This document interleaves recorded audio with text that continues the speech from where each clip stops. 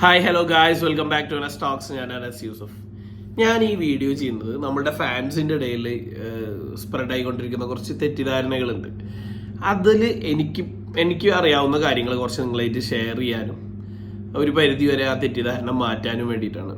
ഇപ്പോൾ കഴിഞ്ഞ കുറച്ച് ദിവസങ്ങളായിട്ട് സ്പ്രെഡ് ചെയ്തുകൊണ്ടിരിക്കുന്ന കാര്യം, ഇഷ്ഫാഖ് അഹമ്മദ് നമ്മളുടെ കേരള ബ്ലാസ്റ്റേഴ്സിൻ്റെ അസിസ്റ്റന്റ് കോച്ച് ആയിരുന്ന സമയത്തൊക്കെ നമുക്ക് നല്ല ഇന്ത്യൻ സൈനിങ്സ് വന്നിരുന്നു. അതിൻ്റെ ശേഷം പുള്ളി നമ്മളെ ക്ലബ്ബിൽ നിന്ന് പോയതിന് ശേഷം TG പുരുഷോത്തമൻ എന്ന് പറയുന്ന മലയാളി കോച്ച് അസിസ്റ്റന്റ് കോച്ചായി വന്നതിന് ശേഷം നമുക്ക് നല്ല സൈനിങ്സ് വരുന്നില്ല, അത് അസിസ്റ്റന്റ് കോച്ചിൻ്റെ ഇഷ്യൂ ആണ് എന്ന് പറഞ്ഞിട്ടുള്ള ഒരുപാട് പോസ്റ്റുകൾ കണ്ടു. ഞാൻ ഇതിൽ കുറച്ച് പോസ്റ്റുകളുടെ സ്ക്രീൻഷോട്ട് ഇവിടെ കൊടുക്കുകയും ചെയ്യാം.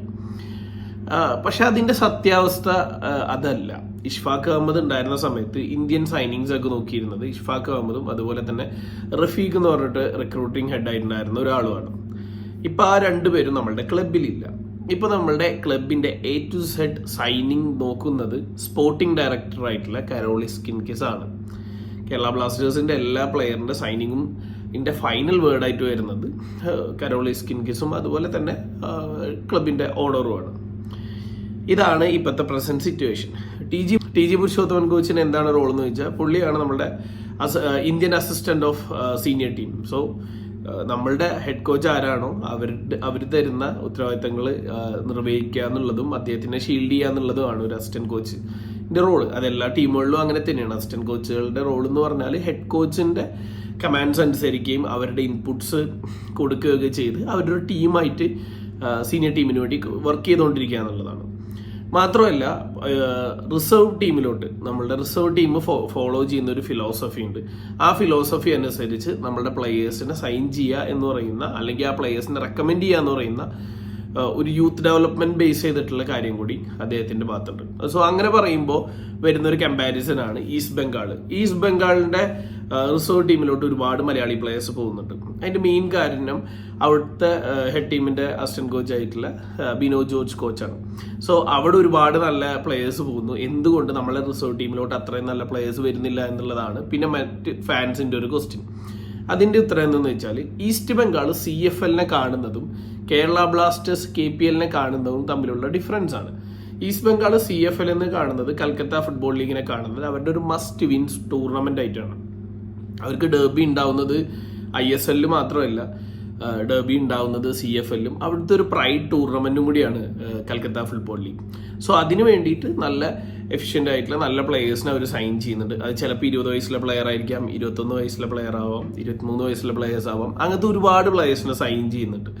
നേരെ മറിച്ച് കേരള ബ്ലാസ്റ്റേഴ്സിന്റെ ഫിലോസഫി എന്തെന്ന് വെച്ചാൽ, കേരള പ്രീമിയർ ലീഗിനെ കാണുന്നത് യങ്സ്റ്റർ ആയിട്ട് നമ്മുടെ ടീമിൽ സൈൻ ചെയ്യുന്ന പ്ലെയേഴ്സിന് ഗെയിം ടൈം കിട്ടാനും നമ്മളുടെ പ്ലെയേഴ്സിന്റെ പെർഫോമൻസ് ഇൻക്രീസ് ചെയ്യാനുള്ള ഒരു ടൂർണമെന്റ് ആയിട്ടാണ്. നമ്മൾ സൈൻ ചെയ്യുന്നത് Under 20 പ്ലെയേഴ്സിനാണ്.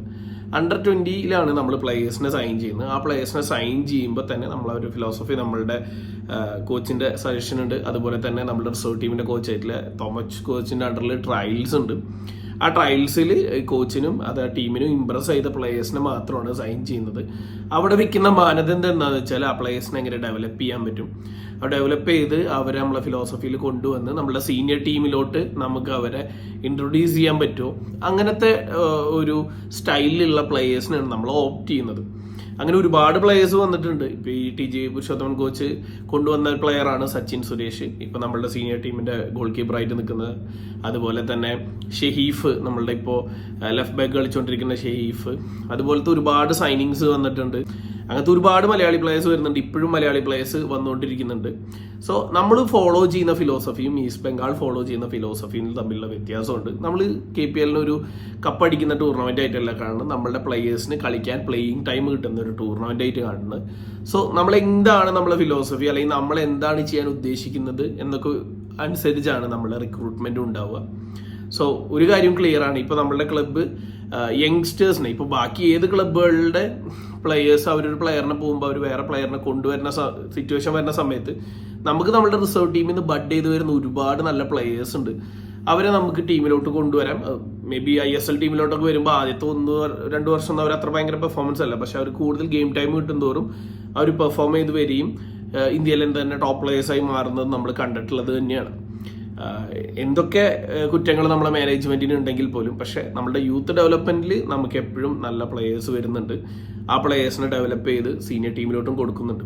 പിന്നെ അവരവിടെ നിർത്തുമോ സെല് ചെയ്യുമോ എന്നുള്ളതൊന്നും ഇവരെ ബാധിക്കുന്ന വിഷയമല്ല. അതെല്ലാം ടോപ്പ് ലെവൽ മാനേജ്മെന്റ് ഡിസിഷൻസ് ആണ്.